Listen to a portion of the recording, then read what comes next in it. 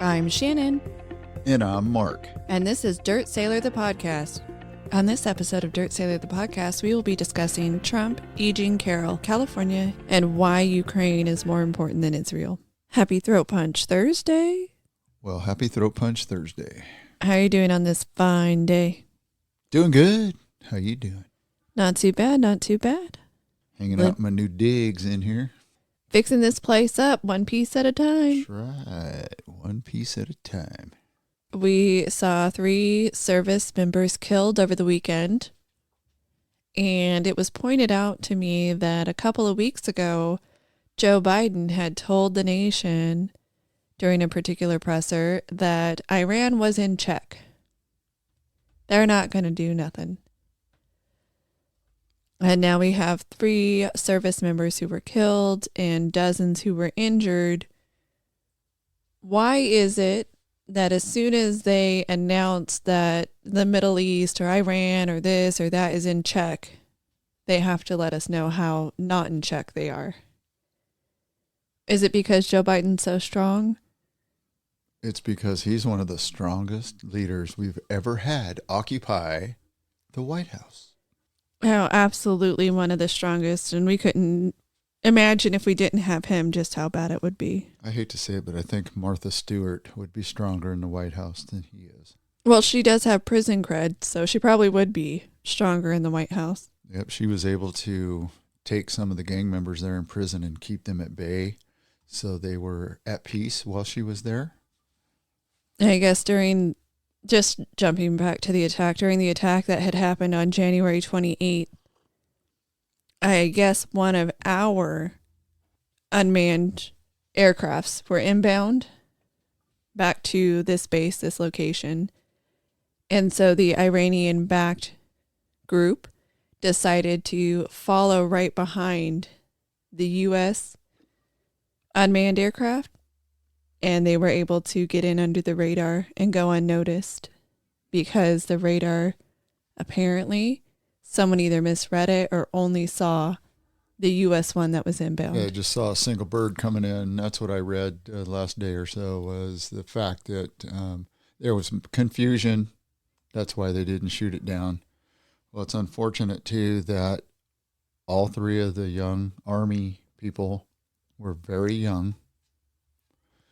And I hope that we participate in kind and we return the favor to either the Houthis or the whoever's, whether it's Iran-backed, whomever, that we give them a gut punch as well. And, that's how wars start.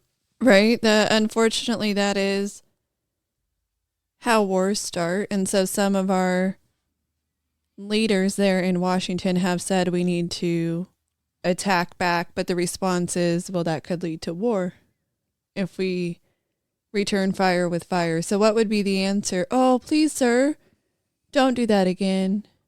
It's don't amazing. Be mean. Yes. Wouldn't you call this, if you play chess, the ultimate chess match over the years? Because you had a previous president. Let's just leave his name out. Let's leave his party affiliation. You have a previous president that did several things, took several steps to keep them in check, them being the country of Iran. They cut off their oil funding. They put in heavy sanctions. They killed their top military leader because they wouldn't stop attacking us. And they were going into other countries just to make sure that the attacks could happen. Yes, little pinpricks, as I would say, that they were doing around the Middle East and around the world. And it worked very well for 3 years. Fast forward this 3 years, we have somebody who their ideology is appeasement and just give them their money and let them do whatever they want. And as long as they tell you that they're playing within the rules, you're okay with it. Well, as you just, go ahead. No, go ahead. As you just noted, gave them their money back. So unsanctioning them, the reason why it wasn't their money and we didn't give it to them is because they were being sanctioned. So what good did it do us to lift sanctions? 0. It funded them, helps to continue funding them, and they will still attack the great Satan. So if sanctions don't work, you would not want to do them. But if sanctions are working, because we saw a little bit different kind of response from Iran until they were flush with cash. Correct. And everybody that's anybody in D.C. keeps saying, well, if you just appease, they will stop and they'll go away. Well, as you just said, it doesn't work that way because they have an ultimate goal.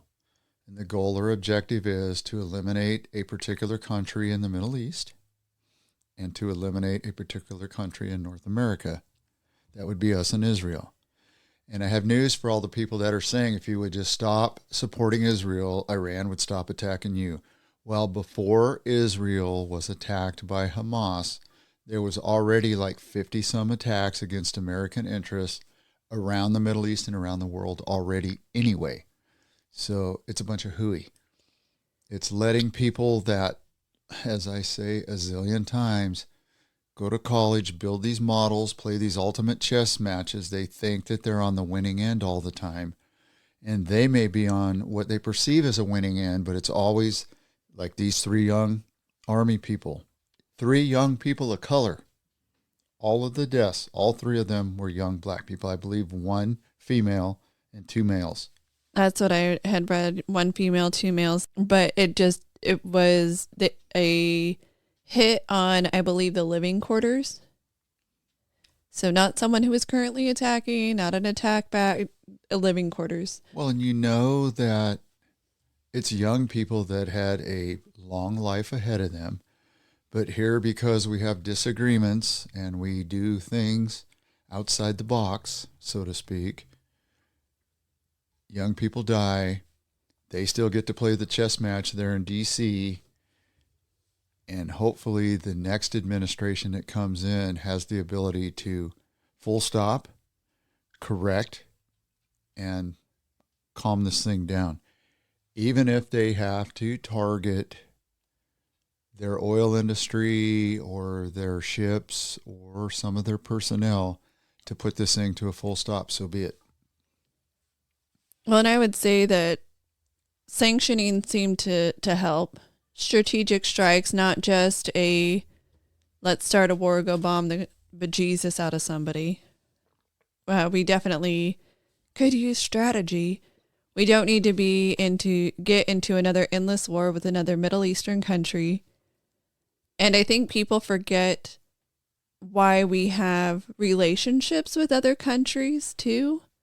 It's funny, from a group of individuals who tend to talk about the U.S. being a melting pot and we should be open for everyone to come here and open arms and open all over the place. But then when it comes to relationships all over the world, they almost want this sense of isolationism. I don't know. That's a good point. That's a good way to look at it.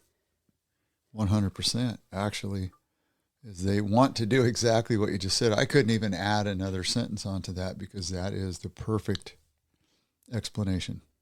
I can't imagine what they're going through, but I do hope that we have a new way forward. But having the Biden administration repeatedly stand up and tell us everything's hunky-dory in the Middle East, and then we get an attack. What was it, a week before Israel was attacked by Hamas? The Biden administration boasted about how there was the most amount of calm there had ever been in the Middle East thanks to Biden. Calmest ever, and that's where that phrase came at, phraseology. The calm before the storm. And yes, that's sure what it was. Our signal intelligence and others really failed, or they had an idea that this was coming and they didn't believe it and they let it go. Yes. Yes, it would seem so. And I'm getting tired. What are you getting tired of? Since we're on the war path, war front, war footing, of everybody going full throttle in for Ukraine and Russia. Go, go, go, go, go. Kill, kill, kill, kill, kill. But all these countries and all these people that are in the UN are telling Israel, we don't care if you were attacked. Yes, it was a tragic thing, but stop, stop, stop, stop, stop. And then you find out that some of the organizations or an organization within the UN, some of their employees may have actually participated in the attack, the beheading, and the raping of women and children. 12 members. Really? Of an organization that the United States of America had donated millions of dollars to. The previous president put a stop to it. Oh, labeled them as a terrorist organization, This president reinstituted, reconstituted, regurgitated, whatever phrase you want to use, the money back to them, and then a group of them is said to have been part of the attack. But you know what? They need to leave it alone, let them finish their thing, and it's very easy for the civilian population in Gaza to help put a stop to this today. All they got to do is turn around with the Israeli soldiers there and point at people and say, Hamas, Hamas, Hamas, Hamas. Out the terrorists? Yes, all they need to do is out them. All Hamas has to do is put their hands up, surrender for now, done deal. It's time that we let Israel handle their business and stop asking them to quit. Going to the point that you made, I didn't know that at least 12 members are potentially involved on October 7th and forward. But you bring up a very good point, at least regarding the support for Ukraine. Why? Why, if we're saying don't get us into another endless war, are we just so for Ukraine? We can't even get out of our own way. We can't even manufacture enough money and available weaponry that we have to keep striving within our pencil-pushing pentagon to make up numbers and math their way into giving more. But we say, oh, Israel, oh no, you're a apartheid, you're just a hateful nation. From the river to the sea, they want absolute annihilation of the Jewish people. And so you're on the side of terrorists instead of between Russia and Ukraine. Oh, well, let's give endless amounts of money. Oh, terrorists? Oh, they were raping and murdering people? Well, it's really not that bad. They're just freedom fighters. I don't see why we should be upset with them. They should get all the aid they want. What has Israel done except attempted to exist? Being Jewish. That's the problem. All these anti-Semites, for whatever reason, biblical or not, hate Jews. So, the UN aid agency members supplied Hamas with RPGs, took women hostage during the October 7th attack. Damning intel has found. They took part on October 7th in the attack on Israel, including some who actually killed and kidnapped Israelis. So, like a news person said today so eloquently, so what's the deal? We give all these millions to people that are supposedly doing goodwill in Israel and other places in the Gaza Strip, and we don't vet them. We don't vet out the terrorists. We have masses coming up from our southern border by the millions. 8 million, 9 million in the last 3 years? All the gotaways and all the good math and all of that. Or more. I mean, really, I remember one time they were telling us, I would say about a decade ago, that there was only about 12 million illegal immigrants in the United States. Only about 12 million. I would say, again, that was about a decade ago. Okay, so if the number then was 12 million, and we've had 9 million come in 3 years, we literally had 75% of what our old total used to be come in 3 years. Yes. So how do we vet all of them coming up from the South? We don't. We don't even have enough time to vet them. And one of the examples we talked about last week was the individual who was asked, hey, who are you? And then he says something to the effect of, oh, you'll know who I am soon enough. and he turns out to be a terrorist. Turns out that he is a terrorist, has been convicted in another country. Oh, so I guess we know who he is now, and he's here. And go back to a previous administration, the one before this one. Stats don't lie. It was the securest border in 45 years. New administration comes in. They reverse all the rules and policies. Because they absolutely had to undo what the last president did because we hate him. Because of their derangement syndrome. They had to undo the whole thing. Now they're backpedaling and still blaming it on the Republican Party, saying it's your fault that we have this border crisis. No, it is not. And I hope people, when it comes time to vote this next election, are smart enough to figure out that they have picked what they feel are winners, but they're actually anti-American Democrats, and they do not like or want this country to be anything like it was. They don't want us to succeed. They want a block of voters to keep them in office in perpetuity and be damned high quality of life in this country. Well, only for everybody else, not for them. Because they definitely have all of the connections to be able to make money on the stock market in all the right ways, much like Nancy Pelosi and all the others. I know we talked about it a few episodes back. There's more than just Nancy Pelosi, Republicans and Democrats alike, who use their position and the intel information that they're getting from their jobs, essentially, to insider trade on what they are going to buy and sell. So that way they make sure that their pocketbooks stay healthy and they can do what they're going to do. But us Joe Schmoes, if we tried that, we would be out in no time flat. But the latest reason they have given that it's the Republicans' fault. So now that the Republicans technically control the House, money-related laws are supposed to start in the House, passed by the Senate, and then go to the president for signature. The Democrats have demanded that anything for the border also have money for Ukraine. See, and here's what you just said a minute ago. Why? If you want Why money so for much Ukraine, if you want it for Ukraine, separate bill. I know we've talked about this on end. They need to have individual bills. I know that's not likely to happen because they tie all their little earmarks together and then pass the laws. But you want the southern border funded. It does not mean even more money for Ukraine. Period. Well, and that's a good point. That's a good way to look at things. This is the way I would look at it.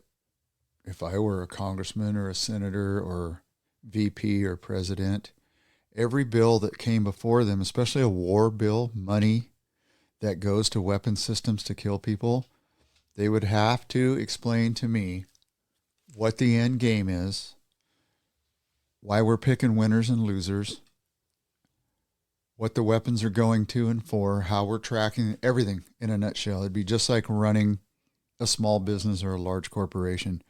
I want to know what the ROI is, return on investment, and why we haven't looked for a solution and an end game there so Russia and Ukraine can stop killing each other over dirt.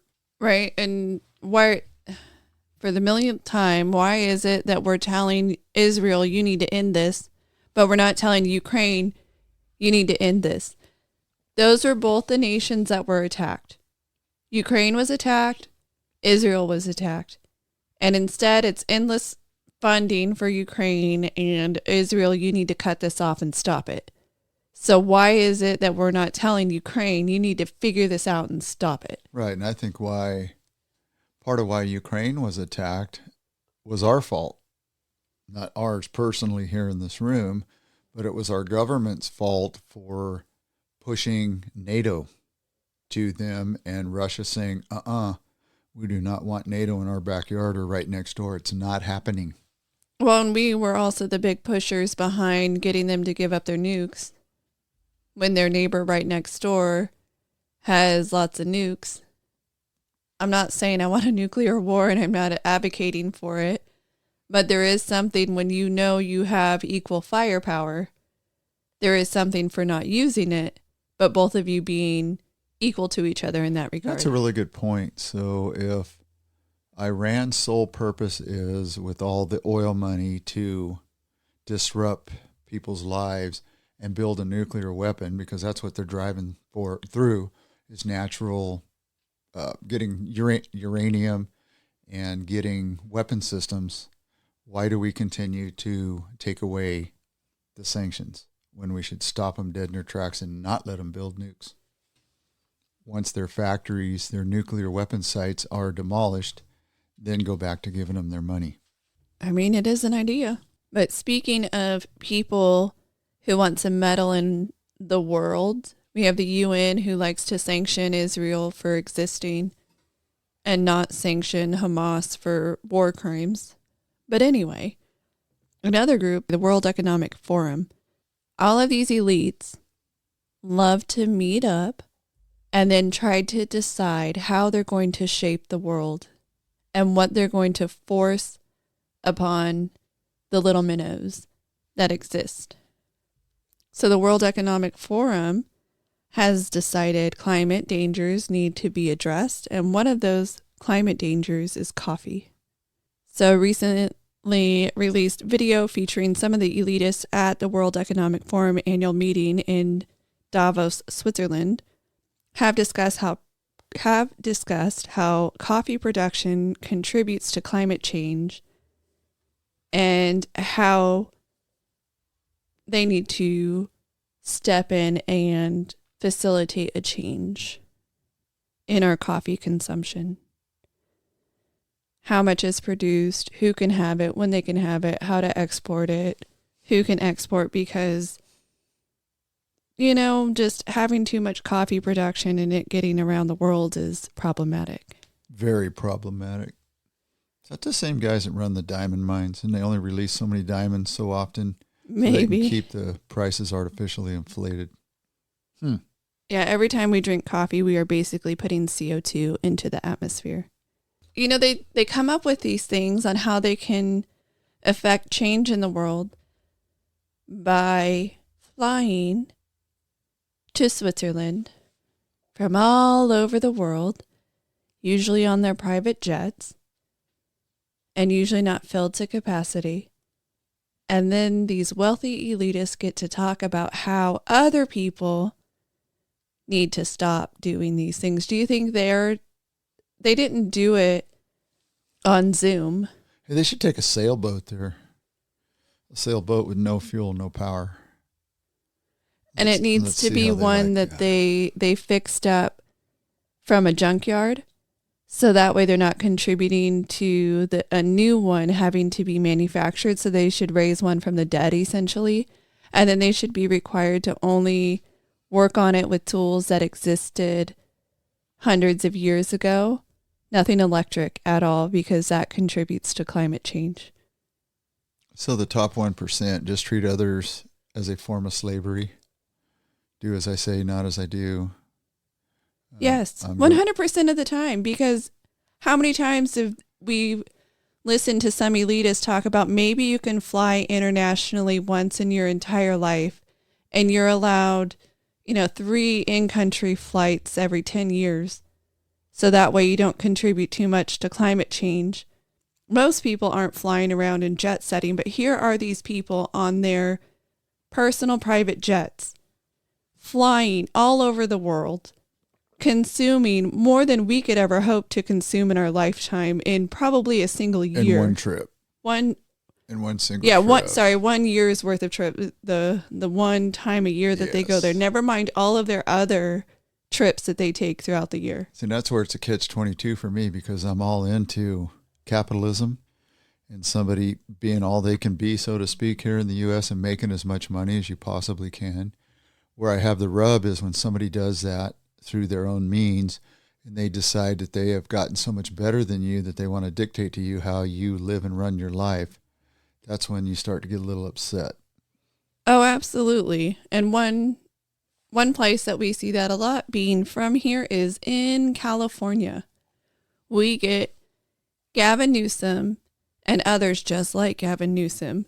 But of course, Gavin Newsom being our governor, we get him telling us over and over again, and we get the elected officials coming up with crazy new laws to tell us how to live our lifestyle that a lot of times they don't even follow, or it's funded through some of the programs that are designed to fund government officials. Yes, I'm trying to figure that out, how government officials, if you look at their salaries, it's not a lot. I mean, it's good. It's a good rate of pay. It's not a lot, but they all walk away multimillionaires.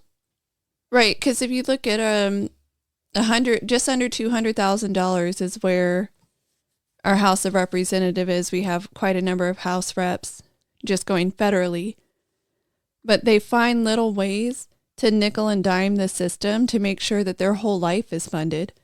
And then they make the right connections and know when to support somebody or when to pull out financial support for somebody. So all of their investments, they make great investment decisions because they now know who to invest in and who to pull out their investment from. I mean, you have the inside dope. They do. Cheaters. And then if you look at what they do to the regular folk, even just the local communities. So you have a gentleman who bought a plot of dirt with the hopes of building his dream home and his retirement home. And this was out of El Dorado County. So a case is going in front of the Supreme Court because this gentleman spent 50 years in construction, saving his money. He bought a vacant lot not far from Lake Tahoe, and his plan was to build a house for his retirement. So when he went to get the building permit, he was hit with a traffic impact mitigation fee. $23,000. Just that particular fee. That's not all the permits. And so because he wanted to build the house, he ended up having to pay that fee because they would not relent. That's to build a house on your own land. So he had already put a down payment on a manufactured home. So we're not talking anything extravagant here. And then in 2016, he had to pay the fee because he had the manufactured home coming. So he decided that he would sue the county because he thought that the fee was ultimately ridiculous. And so it turns out that they asked him to pay for traffic impacts that were caused by other uses and other developments like retail development and an office development. He, in his single family home, was not going to have a huge impact on traffic. One car in, one car out is not huge. So why should he have to pay for what was essentially a pre-existing condition? Right. And that's what a lot of municipalities do when developers come in and want to do a housing tract or a commercial tract. If there's no roads, sewers, or underground utilities, they request that the developer pay for those, pay to put the roads in and such. I had a person that worked for me who owned a business for 30 years. He closed his business, came to work for me. One of the stories he told was in a local community here in Fresno. It's called Shaw City, or out kind of, used to be country, now it's city. He bought a piece of land, was going to build an auto repair shop, but there was no roads from the corner of Shaw and Golden State leading to the property. So he got with county development, and they wanted him to pay $500,000 to put in the street lights, the sewer, and the underground utilities to said property and said building. Even though he wouldn't be the only one using, it's not a private road. No, it was one building on a development that would have been probably, I think there's 10 buildings out there now. But instead of them taking care of that for future growth for the county or for the city, they were demanding that the person that purchased the property. So how do you say it? Long story long, he decided not to develop the property. He turned around and sold it and retired and came to work for me. It's a level of ridiculousness. When it's inside the city, you're not asking the city to do something schmancy fancy for you and change out an entire thing so it would look aesthetically pleasing to you. Our tax dollars are supposed to go for roads. They're supposed to go for road repairs. They're supposed to go for maintenance on the lights, additions of lights, possibly even adding a speed bump if something comes along, or adding a stop sign if the corner becomes unsafe. In at the location I lived at previously, the developer was actually responsible for the area around the houses, all of the plants and sidewalks and all of that around the whole thing. Even though it wasn't just going to be used by the community, we're talking outside on the main street and we're walled off. So they collected money from the homeowners as they purchased their homes for this fee, and they were supposed to pay it to the city. Well, when the city came to get their check from this developer after all of the homes were sold in that location, the developer basically asked the city, nod, nod, wink, wink, hey, could you just collect it through taxes, through property taxes, just add a special assessment and collect it? We're not going to hand over the money. So even though it was put on the developer and it was supposed to be taken out of the money when the homes were purchased for the development, they didn't. And then the city agreed to add a special assessment onto all the homes, despite the fact that it already should have been collected and paid. Yes, there always seems to be some kind of bait and switch, or they add a Melrose bond, or they come up with Measure C or Measure E or Measure D or HIJKLMNOP. Yep. Just give us your money. And yes, generally developers will add that. They'll pass the cost on to the cost of the business or the cost of the house, which is understandable. But you're right. The city municipalities, they get plenty of tax money.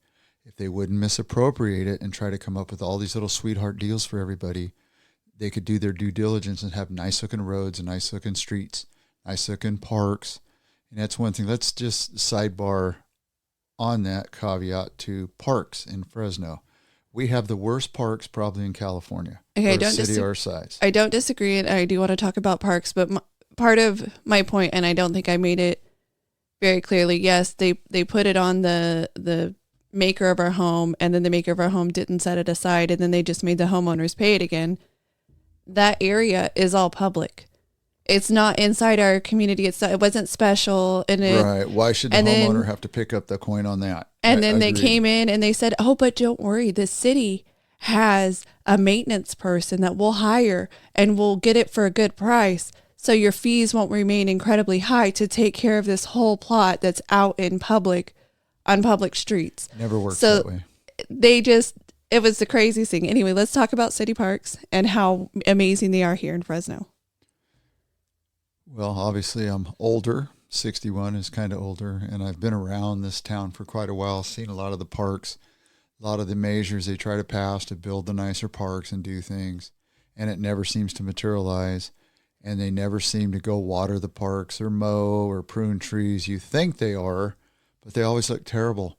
Passing through Southern California this past week, I happened to notice again how beautiful the park systems are at almost all the city areas down there. And that's another thing where developers and city municipalities, they don't have their thing right. So I call everything a thing now. Since I've had my open heart surgery, it's a thing. Everything's a thing. Everything is a thing. They need to get their you-know-what together so we can have some nice things. So speaking of nice things in parks, when we moved into our old home location, there were our nearest major street, the four corners. 3 of those 4 corners were set to be developments of houses. The 4th corner was slated to be a city park. It was carved, it was outlined, it was in their master plan. It was set aside and it was zoned for the city park. House company, who shall remain nameless, owned that plot of dirt. So they petitioned the city of Fresno to rezone it so they can put in a bunch of houses, a bunch of residential houses. And being in the pocket, donating to the right people, they got the city to vote to turn what was supposed to be a nice park into residential houses, further lining both their pockets. The city getting all their donations and the housing company getting to sell their little plots of land instead of it being a park. As one of my old managers would say, quite a while back ago.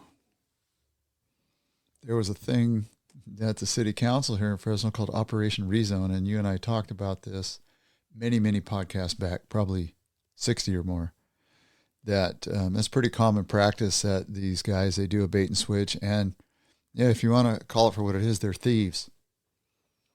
They are. They stole what was supposed to be a community park for a large residential area. And what ended up happening is said developer, who I will keep nameless as well because I know who they are, they most likely sold a bunch of their homes. Their ROI was not as large as they thought it was going to be, or they were in the loss column. So they had to develop that closer piece of property and try to turn things around. That happens quite often. Yep, that's what ended up happening out in our area. Well, it's very unfortunate that we have to throw stink bombs at these people, but they're not very honest. And I think they only have their own pocketbooks in mind.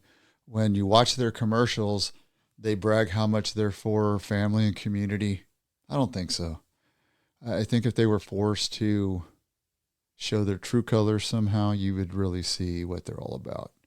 And I mean that as the developers, the home builders and such. They're not in it for person and community. They're in it for their pocketbook. And don't get me wrong, like I said 5 minutes ago or 10 minutes ago, I'm all in for capitalism and making money, but there has to be a drop-off point where you do what's in the interest of your community that you're building. And when you promise them a park, for God's sakes, build them a park. You don't put another postage stamp plots of land for houses and see how much closer you can get them together. I remember when we were looking at 8,000 and 10,000 square foot lots, it's like, wow, these are kind of small. But hey, get you a little bit of land, get a little bit of dirt and your house. And now we're seeing houses that are 2,000 square feet on a 3,000 square foot or 4,000 square foot plot of land. Well, that's why you see all these 2-story homes now going up. If you go in our community, a handful of streets, large streets run east-west that have a lot of new development. If you go east on Shaw past Locan, a lot of the houses are 2-story. That's because the lots, they've been able to rezone and they're allowed to put a bigger home on a smaller lot. So they're going up, kind of like they do in Japan and other countries where there's no land. So they go up and not out. Right. Yeah, that's definitely what they're doing here is they are packing in the houses. And another thing, of course, that we're seeing in California, let's just talk some money and numbers with California. So Californians are bracing for 35% higher insurance premiums as companies are leaving the state. So we have less options when it comes to who is going to be our insurer and how much we're going to pay, because you won't really have the option to jump insurance to a cheaper company. So they should make that national. Insurance should be national, and you should be able to get a binder based on location. Well, it's states' rights, right? Like if we want to say certain things are states' rights or individualize the states, we can't force people to follow national laws unless we want to be all one state, which I wouldn't. I already don't like California. I couldn't imagine if we forced other states to join us. No, it should be other states that force California to join them. Should be. So another thing with money is Newsom's $8 billion fix to spare cuts to schools, community colleges, etc. faces a tough sell.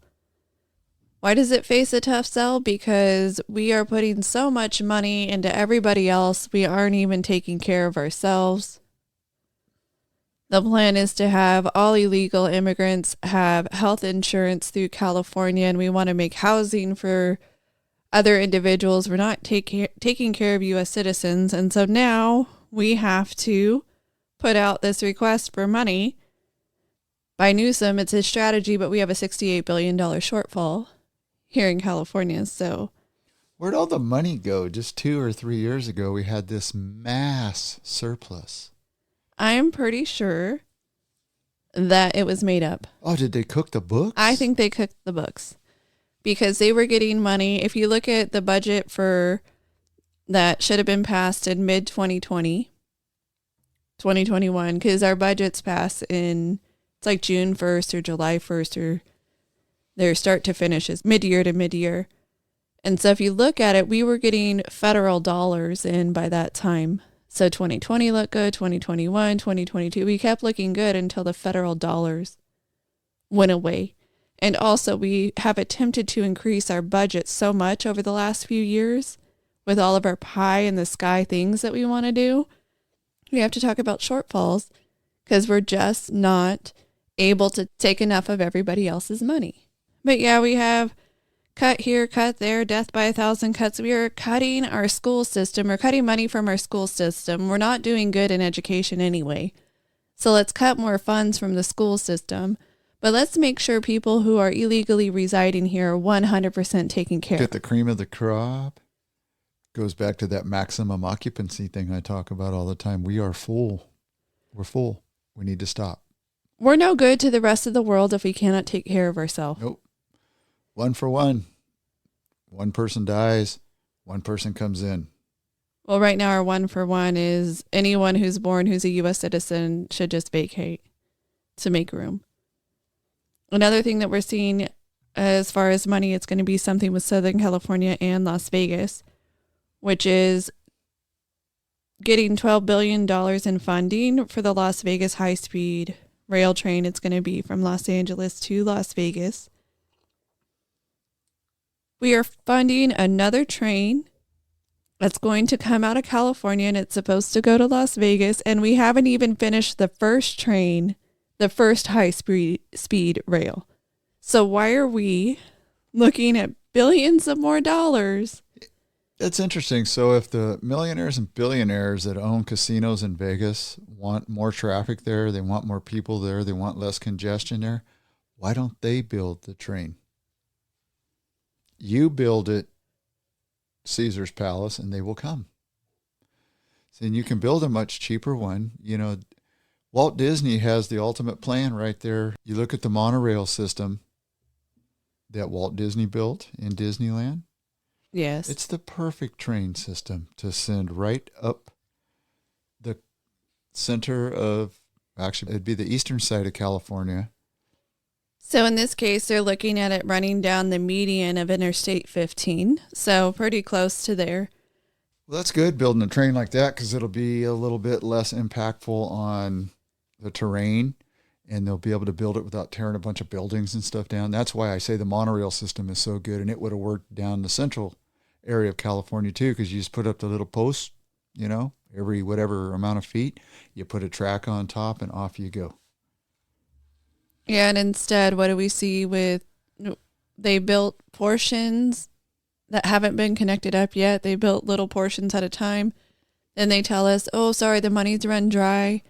We're not going to be able to connect up where we thought. Oh, we're going to connect up where the train already goes here in the Central Valley. We have long asked for Los Angeles to Bakersfield because right now that is a bus ride. And that would have been the best place for them to start, was what we already currently don't have, because even though it's not high speed, you can swap to Amtrak. You can go from high speed to, I guess you would call it regular speed Amtrak, but it would at least already be connected with a train system. But no, we don't do that. But here, the Bright Line West has funding sources that include $2.5 billion in private activity bonds, $3 billion grant for the Nevada Department of Transportation allocated to the project in December, $1 billion on private activity bonds, which were approved in 2020, and a $25 million grant to the San Bernardino County Transportation Authority, which was announced in June. Which means citizens are going to be paying for that, for those bonds. And part of it's the infrastructure bill, thanks to Pete Buttigieg and the Biden-Harris administration. Sounds like a union payback to me. Oh, absolutely. So now we have, I can't wait to see it get done. If that gets done before the Central Valley gets done, I'm going to be upset. Well, it's amazing. I watch some videos on the train system in China, you know, that third world country that everybody talks about. By the way, they have a train over there that goes almost 300 miles an hour. Levitating train. Pretty cool.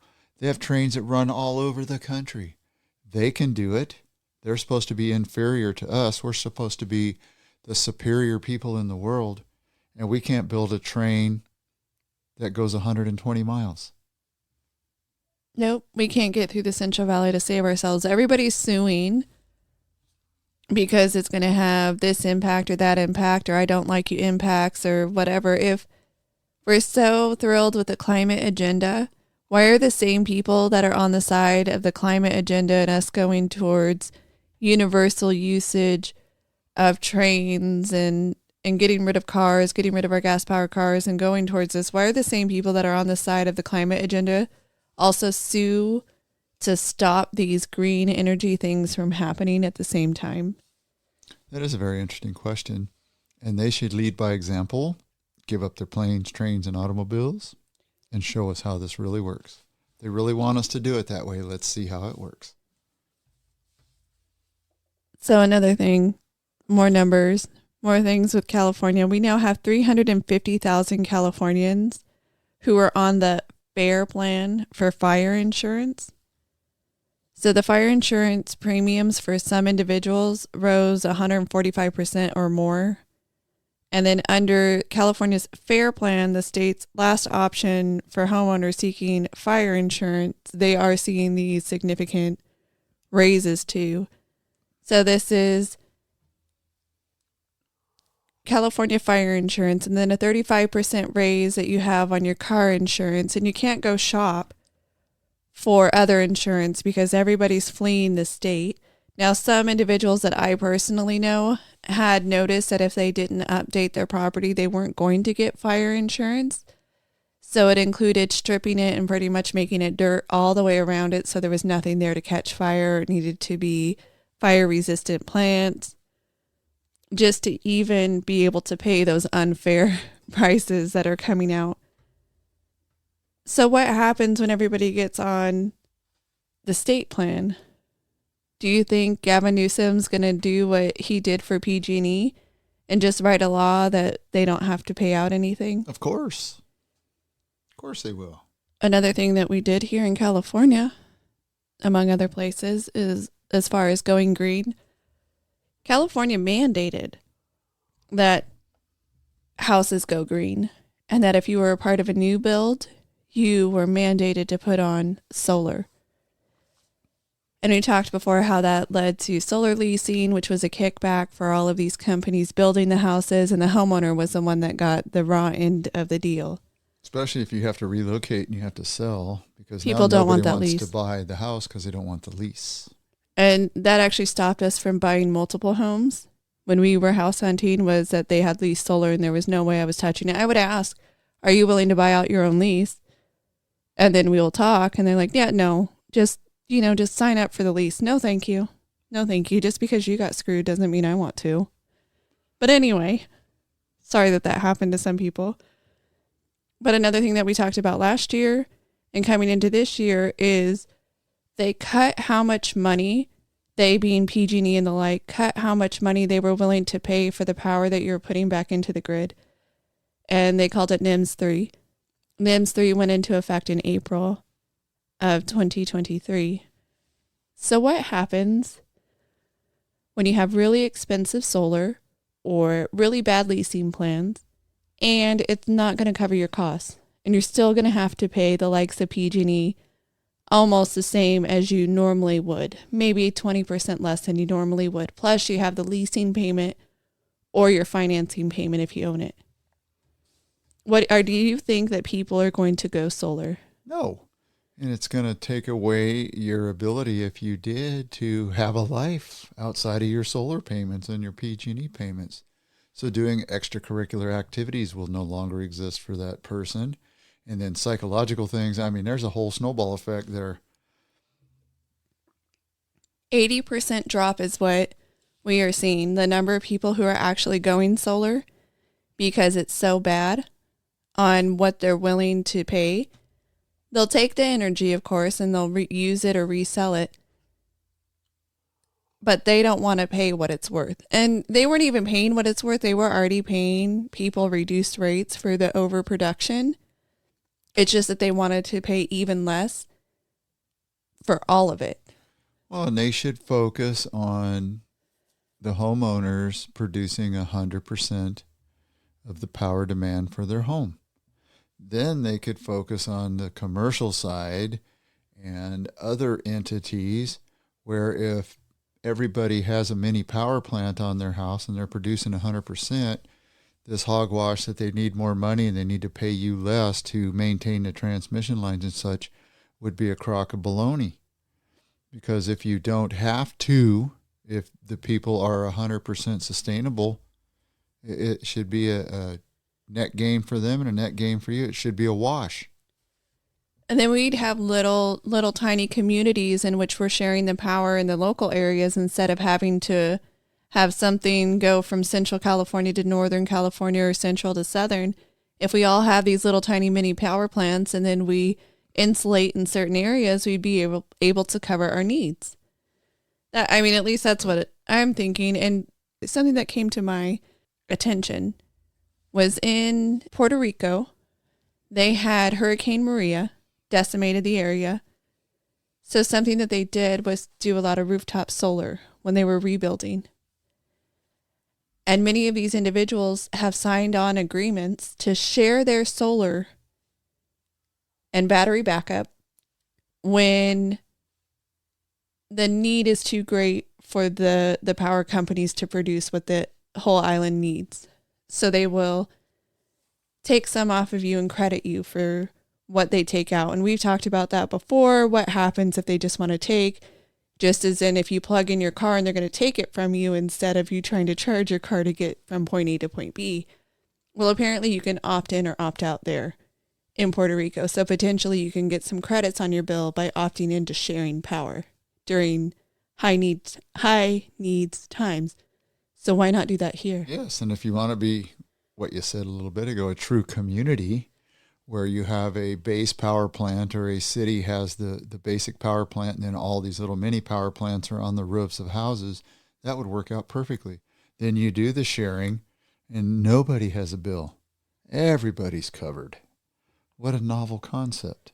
Utopia. Yeah, our little utopia. But instead, what are we seeing? PG&E users are getting sticker shock. January had a price hike. They're asking for a price hike in March, and they're trying to get another price hike by the end of the year. PG&E is now the highest cost energy company for all Californians out of all the ones in California. That's what they're asking for just for 2024 alone is going to be $100 a month more for a quote unquote average user. $1,200 a year more to do what you've been doing. Oh, in the central part of California, that's your only option. It's PG&E. We have There's no competition. Option. None whatsoever. And so the one that we just had, we had one in January. They're looking at one for March. That will be about $48 a month. That gets us most of the way to the 100 based on what already happened in January. The claim is that they're trying to bury lines to keep California safe. But yet, when I am watching television and I see some local commercials, it is a brewing company doing a commercial, a brewing company in downtown Fresno doing a commercial thanking PG&E for their zero interest loan that they gave them. It doesn't exactly say what it's for, but that's PG&E trying to pretend that they're community. Why are you giving a zero interest loan to a brewing company? Why do they even need it? Like, what are you doing that the brew company needed a loan from PG&E, who PG&E can't even afford to bury its lines without trying to raise over $1,000 per household per year? I'm sorry, what? Give me my money back.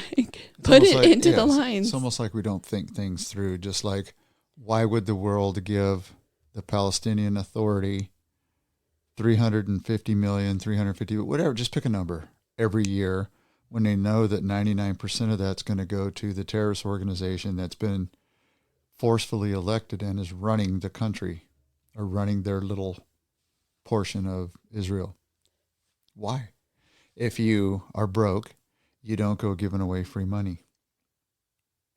If that brewery wants to get a loan or they want to look for a grant or something, they need to go to a bank or they need to go to somebody else that has the capital to give you the money. Because if PG&E can't afford to do their lines and they're having to continually raise fees, they should have no business. Well, let me stop there. Back up. What about the CEO of PG&E? The highest paid CEO of a utility company? Yes. Why are they making $50 million plus a year? Yes. I'm sorry, that's $50 million worth of line burying. How many feet? Yeah, there's something backwards. How many feet of line could have been buried for $50 million? Okay, let's give her $10 million. How many feet of line could have been buried for $40 million? A failing, flailing, making poor decisions company, and you're paying the most you pay out of all utilities. No, thank you. Back it on up like a dump truck. Give me my money back. Agreed. But we do that at the state level with CalPERS and their retirements. We promise people these golden parachutes when they retire, and we don't have the money to pay them because they're getting way more out of it than they paid in. So the whole system is kind of askew, and somebody that has an education much higher than me, but lower than these brainiacs in DC and California need to take a look at this and figure out how to fix it. There's a fix. We just need the right person. Elon, where you at, bud? Come and fix our California. Get back over here. Don't make your money in here because then you have to pay taxes, but come help fix us. Yes, you know what else needs to be fixed is this females competing in male sports and males competing in female sports. Now it's infiltrated the surfing industry where Rip Curl has decided somebody that they've had a 2-decade-long relationship simply because she made the statement that guys should not be competing in women's sports. They dropped her and picked up the guy who is now surfing in women's competition. And you said that was Rip Curl? Yes. Okay, I will not be patronizing Rip Curl. I am tired of being told that as long as they say they're a woman, or if they've had this surgery or that surgery, or they look feminine enough, or they act feminine enough, or they want to be feminine, or as they've heard, oh, I had to pay for my insert body parts, therefore I am so much better than a natural woman. I've heard a lot of it. There is a reason we ended up with Title IX. There is a reason we ended up with, if you will, segregated sports. We have segregated sports for the most part. Some have crossed into each realm, or we might have co-ed teams, but we segregate them because there is a big physical difference between men and women, period. And that is taking in the law of averages. I am sure you could find a male adult who is the same age as me, who I could beat in a sport because they are smaller. They don't have as much, they weigh less, they're smaller, they have no muscles, they're shorter, whatever. I am sure that person exists. But in the law of averages, I'm going to get beat every time by a similarly situated average male, even if we both have been practicing the sport. That is just a fact of life and a fact of physical attributes for men and women. And we shouldn't be shoved out of the way because a mediocre man has decided they're going to try to compete against women so they can find some validity in their life. Very well put. And it's a fact. There are differences in a guy and a girl, man and a woman. It's nature. Can't hide it. But what needs to happen is these sports organizations need to stop being afraid of these activist judges that soon as a person doesn't get what they want, right away they have to sue to get it. Well, stand up and say no. Like you had said many times, quite a few podcasts back, there needs to be a third group for that event. Male, female, and other. And when they have done that, guess what? Nobody seems to enter. And that is because many of these individuals just wish to take over the sport. If you look at the powerlifting out of Canada, the winningest female was a male who previously competed as male and took over the women's sports, and then talked about how weak women were that couldn't keep up with her because she could outlift them. Well, that's because this individual had natural attributes being born a man, and we saw it in swimming. We just recently saw it in golf. Why? Well, it's amazing how we're supposed to be opinionated or able to have opinions on both sides. But when one side has an opinion that another side doesn't like, that has the activist judges on their side, you're a racist, bigot, homophobe, you're anti-trans, anti-LGBTQR. See, I still, like I say, I don't know how to unpackage that whole thing because I don't understand it still to this day, but that's not for me to understand. It's not my business. It's not my circus, and I don't have anybody in that race. Okay? But it's 100% wrong for a man that was a male surfer up to the age of 44 because in his mind, he has decided he wants to be somebody or something else, that he has to force his way into a sport or intrude into something that Title IX had corrected 20, 30, 40, 50 years ago in order to make himself feel good because he can now beat the competition. Right. And there's a reason that's happening because we're allowing it as a society. Absolutely. And when it's less than 1% or 0.5% of the population, you don't let that small of a percentage dictate to the masses how things are going to go and run. It's just not right. Let's talk about other things that are not right. Our current pricing, whether it's food, I know we talked about electricity and insurance, but whether it's fast food or you go to the grocery store to buy food, buying gas. Well, Joe Biden went to a diner in Raleigh, North Carolina, and he was attempting to sell Bidenomics to the American people, and he wants to look like a regular Joe, right? So he goes back to a place that he went while he was stumping for himself to become president, and he stands outside the building, takes a picture, regular Joe. Well, someone pointed out that when he stood in front of the building, there's actually food signs and the cost on the signs out where he was standing. And from the time he was stumping for himself to the time that he went back just this month, so 3 years later, a little more than 3 years later, the cost of food had gone up more than 28%. I don't think it had the exact intent that he may have been trying to convey of how great Bidenomics is, but a cookout tray at the time he went was $5.99 and now it's $7.69. So Bidenomics. 3 years of Bidenomics and we are seeing higher prices. Why would you even call it Bidenomics? Why would you even claim that a person that's never had anything to do with economics, running a corporation or a business, would be cast into that light? Well, we looked at Reaganomics so good that I think they thought there would just be that same kind of mindset, the parallel that he's made everything so much better. But yeah, thank you, Biden, for the elevated prices. We appreciate Bidenomics. Do you think we pay too much attention to the previous president? So I do believe that we sometimes pay too much attention.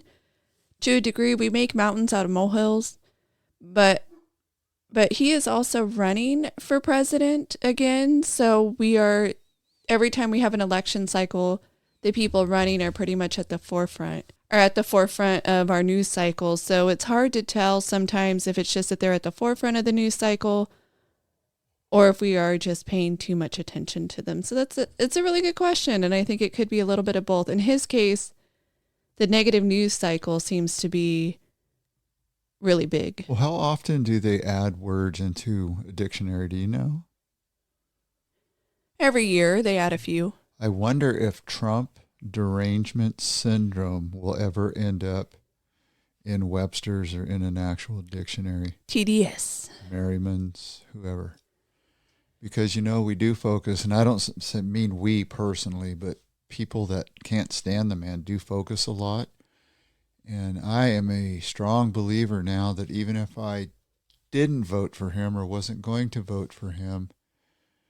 He has done nothing to deserve the kind of battery he's receiving from the entire country.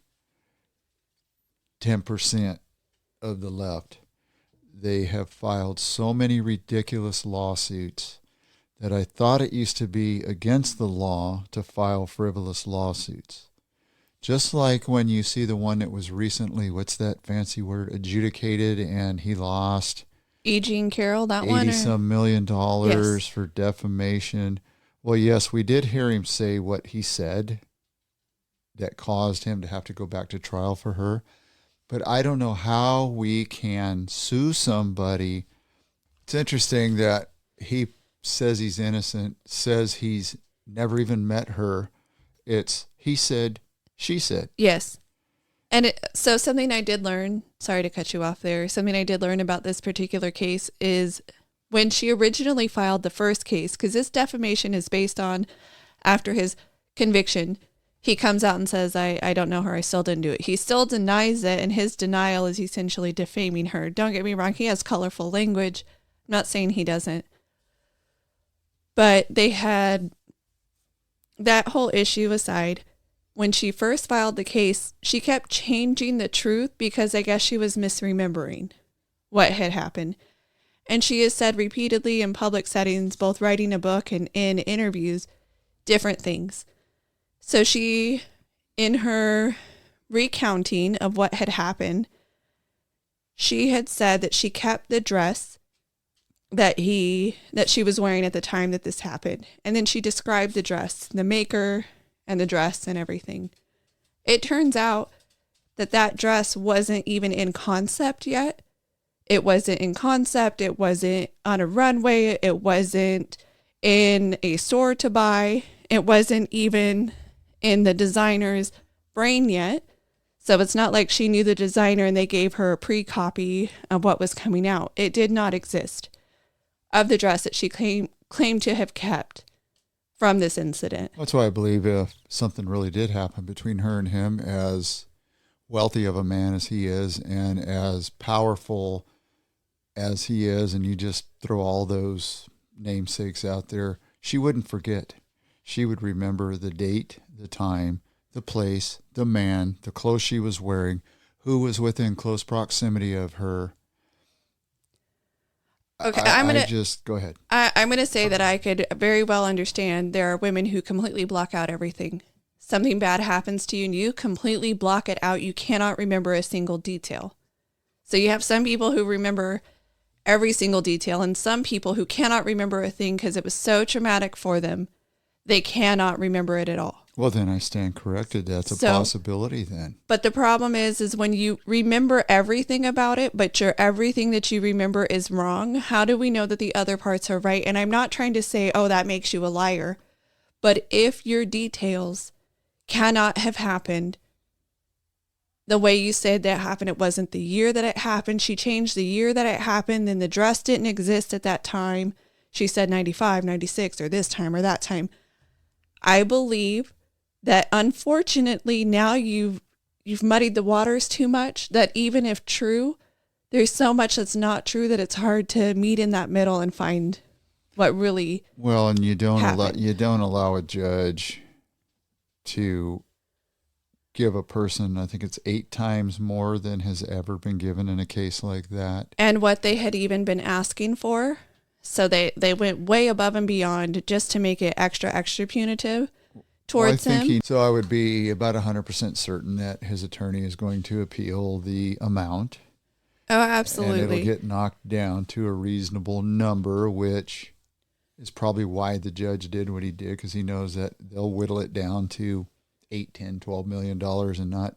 In a lot of these cases, that's what they do. And in his case, too, and the judge actually prohibited Trump from making certain arguments in court. Now, I understand there's certain pie in the sky things. An alien came down, and it was really the alien that did it that they might say no to. But some of what he wanted to argue in court, to me, a layperson, sounded reasonable. And they wouldn't let him argue these things in court, that they are limiting to such a fashion that It's hindering his ability to defend himself. To defend himself. And they're doing that in every single frivolous case that's been brought up, and every case they think is a legitimate case. They're choking him down to where he can't talk. He's being gagged. Gag orders with him, gag orders with his family, gag orders with his attorneys, because they don't want to hear the truth. Just like when you present evidence and the judge says, oh, you can't use this, you can't use that, you can't use this, and that may be the very stuff that will come up with a guilty verdict or an innocent verdict. But, you know, it's interesting that we had a previous president a few back, and his name was Bill Clinton, who was a womanizer. They knew it from the days that he was a governor. Yet he did all the things that Trump did and more. And everybody that had a D after their name and some R's came out of the woodwork to defend the man. Right. And he has had a checkered past. The nicest thing I think I could call it is a checkered past. It's probably the nicest way that I think I could put it right now. And that did not stop the current believe all women crowd from not believing. And even to this day, still don't come out and support Monica Lewinsky and Jennifer Flowers and how many other women. I mean, he came back from England early. He was on scholarship there. What did they call that scholarship? A Rhodes Scholar? A Rhodes Scholar. And he gets kicked out early through no fault of his own. They hide it when it was said that he may have attacked somebody there. He attacked somebody here in Arkansas and in the White House. If Harvey Weinstein is a bad guy, if all of these others that are bosses who pressure their subordinates into a relationship by being their boss are bad guys, then why haven't people come out and said, you know what? Maybe I shouldn't have supported him. Because he's really good at the saxophone. He can read music very well. His saxophone playing sounds so good, so we must defend him. I don't know. It just seems that, and I don't want to say DNR, you know, Democrat on one side, Republican on the other. It just seems like one portion of the population back there is protected and defended over the others. One of them has a better scheme than the other ones do. And then even if the lie gets meted out, even if a lie gets meted out and they find out it was in fact a lie, they walk away from it like it never happened and they get to move on. So what is something that we learned? Trump-Russia collusion turned out to be a huge lie, but we have Pulitzer Prizes for journalists that never got rescinded based on all of these lies. They did excellent journalism, but apparently never found out that it was a lie. We have Hillary Clinton never prosecuted for the great lie, and all of those surrounding her who released this information for the great lie. So we have Trump-Russia collusion. And what happened on the Trump-Russia collusion? We had one of the agents working the case. Turns out they were colluding with a Russian oligarch. Russian spy. And they ultimately, years later, get prosecuted. But somebody who was actually on the take of a Russian oligarch was working to see if Trump was a bad guy. And then now, another thing that we're learning, Hunter Biden's prosecution, as we said, they're letting the statute of limitations run out. So now there was an FBI official who diligently worked to shut down the lines of investigation into Hunter Biden. He is now getting investigated for violating the Hatch Act, and it appears he did, in fact, violate the Hatch Act because he was an anti-Trumper. He wasn't just someone who was trying to help the Bidens out. He was also staunchly anti-Trump. And apparently one of the investigations that got opened up, thanks to him, it was based on intel from a Democrat-leaning organization. No. My goodness. Them Dems, they're good at opening those things. They are. So the U.S. Office of Special Counsel has determined that the former FBI official did, in fact, violate the Hatch Act. So sorry, he did violate, not that he was investigated, but he was investigated and he violated the Hatch Act based on his political posts on social media. And there were whistleblowers who came out that said he actively showed a pattern of public partisanship, and he likely affected the investigations involving Hunter Biden. Guess what? Hunter Biden still wins in the end. A lot of those things can't be charged. He got it far enough away. We get an open investigation into Trump. that should not have happened based on their own standards of opening investigations. But guess what? Still gets to go forward. Told you, isn't it interesting how one side over the other gets preferential treatment? Absolutely. And I'm of the opinion if you're bad, go after them. Both sides. But if you're only going to go after one side, I'm sorry, the other side should get to be bad too. Absolutely. And I don't really want people to be bad. I'm just saying, why do I have to be 1,000,000% above board when you can go to the depths of the ocean and never get a second look at you? To Davy Jones' locker. Absolutely. So, in addition, what did Hunter Biden recently do? Not listen to a subpoena to come and talk in front of the House during their investigation. They subpoenaed Hunter Biden. He ultimately ended up sitting down for a few seconds, speaking a little bit, and then as soon as it was the Republicans, it was their turn to ask their questions and do their investigation, he got up and walked out. He made a big old show of it. And now a Trump White House official was convicted, Peter Navarro. He gets a 4-month sentence for defying a House January 6th subpoena. Oh, by the way, he's convicted for defying a subpoena when the January 6th committee deleted evidence. And now apparently won't give up a password to other pieces of evidence. Amazing how one side over the other gets preferential treatment. Oh, I just said that 2 minutes ago. Yes, and Peter Navarro claimed that he thought that Trump invoked executive privilege, so that is why he didn't go. But during his trial, he wasn't allowed to defend himself by saying that he thought that Trump invoked executive privilege, so he didn't have to. Wasn't even allowed to give that as an argument. Now, they could still find that it's not right or accurate or truthful, or you're still guilty. Wasn't even allowed to talk about it. Can't put on a defense. Nope, you can't, because you were in a Republican administration. So if you blew your nose and you used the wrong Kleenex, we're going to send you to jail. We're going to find you in contempt. We're going to do something to wreck your life and your career. We're going to take you to court multiple times and try to strip you of all your livelihood and all of your assets that you've earned over the years. So speaking of stripping you of your livelihood and your assets, they're in New York because they're going after Trump in New York now. The judge in that particular case has actually already found him guilty on some of the charges, and the case goes forward. New York has never stripped a person or an entity of their businesses and licensures and buildings and all of that in which there was no clear victim. If you look at the cases that they have been able to find, at least that I have seen, on the people who got stripped of their businesses, there were clear victims, and they were stopping the victimization from continuing. And it was maybe fraud insurance sales, or they were trying to get houses illegally, different things. Those are the people that they stopped and stripped of their licenses, and then stripped them of their buildings and their assets, and they sold them off, etc. There is no case that is even remotely similar to what they are doing to Trump, and with no clear victims. So that was another thing.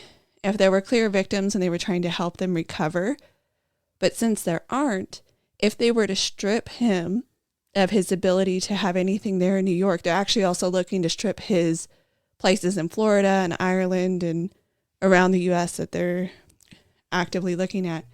But if they do it, it will be unprecedented. Of course, they're trying to break him. And like you said, it's all unprecedented because this is another witch hunt, especially when the banks that loaned him money came out and said in trial, we have no problem with the man. He made all his payments on time, paid us back 100% with interest and extras. So since the judge has a case of delete, he's going to go out of his way to try to wreck the man, even though it should be him that should be wrecked financially and not Trump. Because I keep going back to this same old thing. What did the man do the last 3 years when he was president? Made the economy great, secured our borders. There were no wars on either side of the pond. we were living pretty well. Everybody was living well. Every ethnic group in America. Unprecedented. Never happened before. But because in front of some senators and some other folks, he made the statement, I'm going to drain the swamp because you guys are corrupt as heck. And now look what's happening. That's why I hope he's able to postpone a lot of these verdicts and stuff. And he is able to get elected as president. He can pardon himself. And then he can go after the real swamp and fire every single one of them. And the ones you can't legally fire because of their union contracts and other things, you put them in a nice little 5x5 cubicle or whatever the minimum office space requirement is. And you tell them, there you go. There's your job until you retire. Show up to work on time. Don't be late. Go home on time. I don't care if you play video games. If you're late, I'm going to write you up. You do it more than X amount of times per your contract, I'm going to fire you, folks. This has been a podcast produced and edited by the Dirt Sailor Duo. Mark and Shannon are a father-daughter team who both served in the United States Navy. This production is protected by copyright laws. Until next time, anchors away.